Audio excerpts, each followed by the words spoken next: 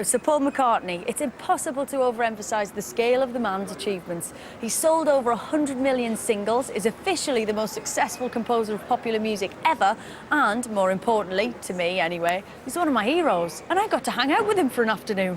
How good is this job?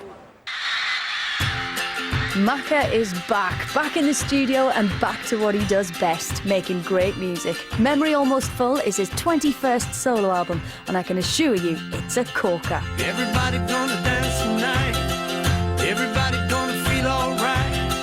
Everybody gonna dance around tonight.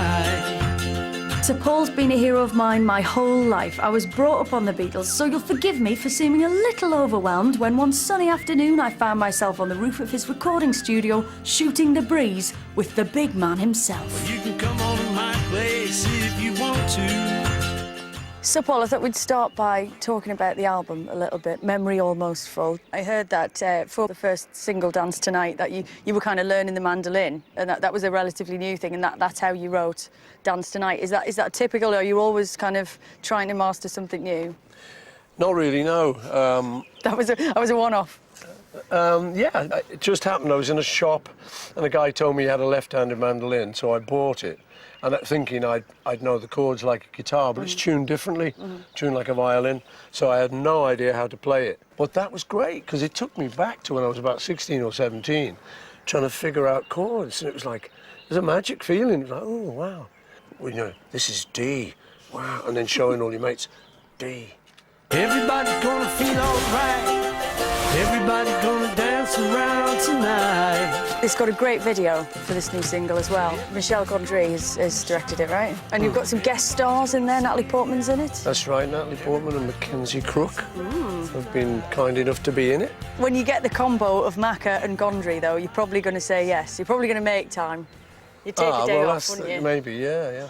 I certainly did. It's interesting that with the recent turmoil in his personal life, the new album has a distinctly retrospective feel, with songs about Paul's childhood in Liverpool, his days with the Beatles, and times gone by.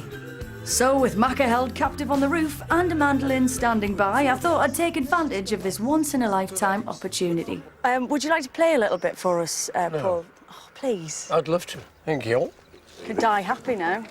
I'll see if I can do a little bit of something on guitar.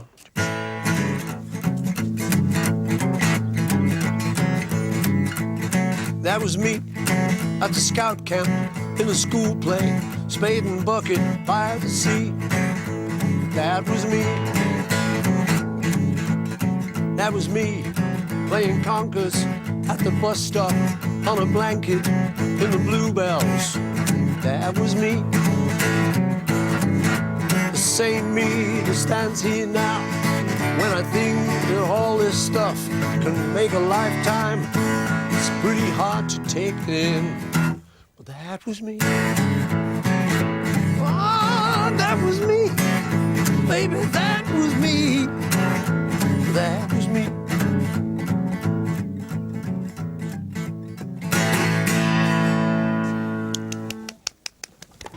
Wow.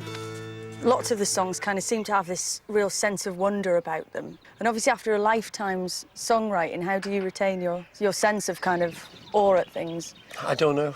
You know, it's, I'm very glad of it, though. You know, I have thought occasionally, you think, well, you know, with the Beatles, we thought we might last 10 years. Well, actually, we didn't even think we'd last 10.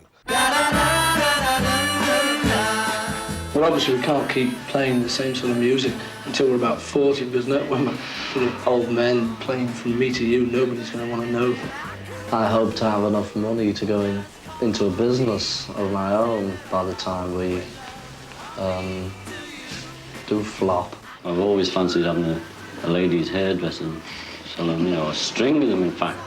You can be big-headed and say, yeah, we're going to last 10 years, but as soon as you've said that, you think, you know, we're lucky if we last 3 months, you know. It's coming up to 50 years since you met John Lennon. Never. This year, 50 Is years, it? apparently. Feels like yesterday. Do you remember your first meeting, your first impressions? Yeah, I had a friend called Ivan Vaughan, and where he lived, he had a little gang of mates, and one of them was John, and they were in a group called the Quarrymen. And Ivan said to me, he said, you've got to come along to this Village Fete.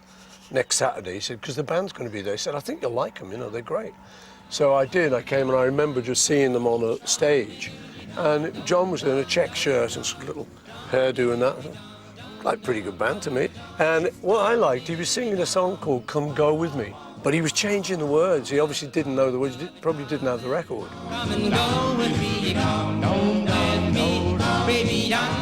He was doing Down to the Penitentiary. He was putting like sort of bluesy lyrics and penitentiary and stuff in it. I thought, well, those aren't the words, but, you know, A for effort. An It was lovely, unlikely, nice memory for me. an unlikely kind of nascent point for rock history, but there it is. I don't know, well, everything's unlikely, isn't it?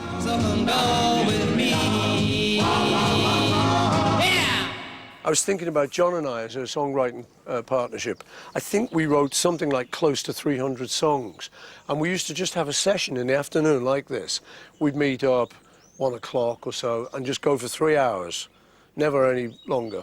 And we'd knock off, I'd go home, he'd go to bed or whatever. Can you remember any of the songs that you kind of came up with like that? Do you remember a particular afternoon when you wrote, you know, one of the... Yeah, I one of the remember all of classics? them. Really?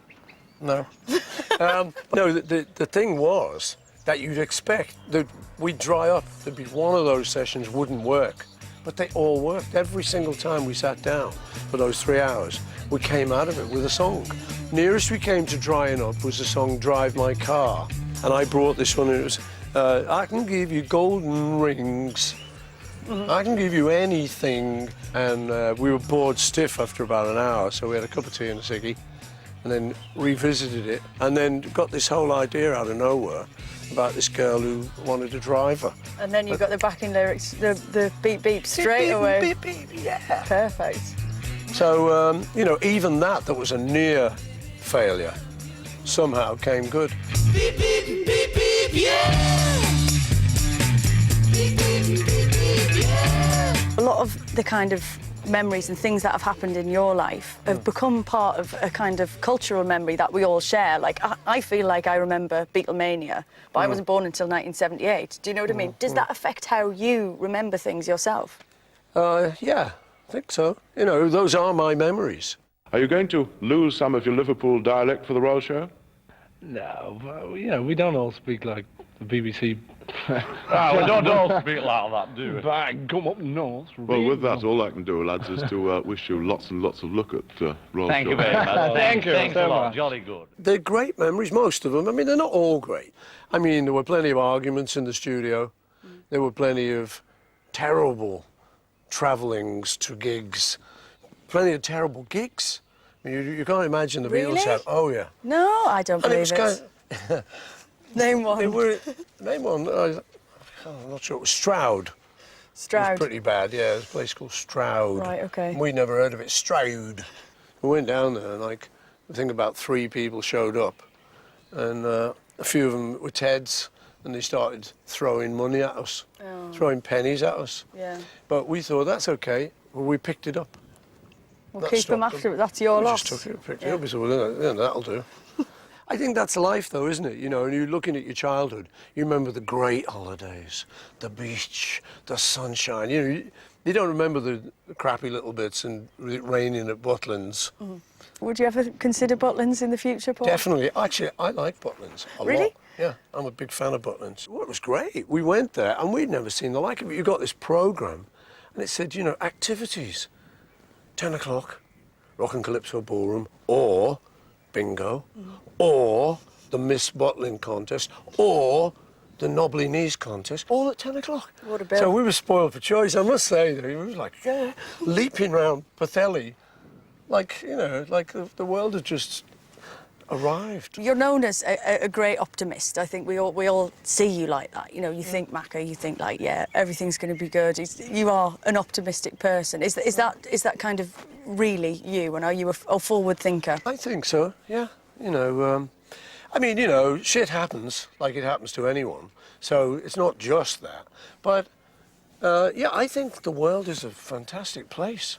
And I feel very lucky that when I go to work, I actually get to sort of get a guitar. And it's almost like, you know... You're looking round for someone to go. someone to nick me. Boy, that's not a job. But I expect all the time to suddenly be jaded. Really? And go, that's it, I'm really bored. But you've never got to the point where you kind of thought, maybe this is gonna... Never got remotely near it. I mean, I guess you could kind of dip out of it if you wanted to, you know, but you sort of choose not to. I think you do what you always did. You try and pick and choose. You try and do the stuff you think is a bit sort of better than, you know, the rubbish. Like going on the Culture Show, Paul? Coming on the Culture Show, you see. That was it. I got an offer off David Frost. I said, sorry, David. The pop world is very short-lived and everything like that. Could you go back to doing something else? Oh, I don't know. I'd miss doing this, but I think I'd think of something else to do. Something would you that I'd do? like to do. Write songs for other people. Enjoy Anything doing completely that. different? Completely different. Retire, you know, that is a completely different. I refuse to retire. I mean, what are you going to do? Yeah. I'm going to sit around writing songs. And might as well ringing record people them up, and you put know, them can I out. do a gig in your house? You No. know what you You're could retired. do, Paul? Listen, Butlin's summer season. Come on. You've got it. That was me at the Butlins. Rockin' calypso. Yeah. Yeah, yeah. Knobbly knees. Knobbly knees. All right. Your verse. Right, okay. That was me with me grandma, Yeah. sharing a bed. All right. Nylon sheets. All right. That was me, very slippery. Yeah. Well, to save me stands here now. When I think that all that stuff can make a lifetime, it's pretty hard to take it in. That was us. That was us, Paul. Hey? Hey. That was us. We were there. That was us. Wow. Do I get PRS for that? No. We can negotiate. Okay, thanks. Yeah, I got a bit carried away at the end there, didn't I? Yeah, sorry. You can see Sir Paul perform exclusive tracks from his new album with his band on a special edition of Later with Jules this Friday on BBC.